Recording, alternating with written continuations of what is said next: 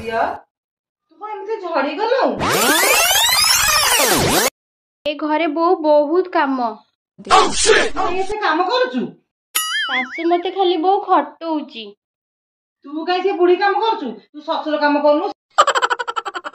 बुढ़ीटा भल नुह तू ससुर काम करिवु से बुढ़ी काम जमा करिवुनी तते कहली रख तू जा खाई पी के भले रह बहु मुंड कौन होची टिके आसिलु आज्ञा बहु जाऊची मो शाशु सेवा करिया दरकार नहीं तो झील सेवा कर ना मो सेवा कर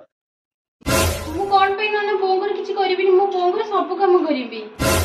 तमे के तुम झील को कौन शिक्षा देला कौन ता सासु कथा खराब सासु तो खराब है कहली कौन हेला ये तो कहा घर बहु ना तमे तुम झील को कौन शिक्षा देला तार कर्तव्य घर सब काम करवा शाशु सेवा करवा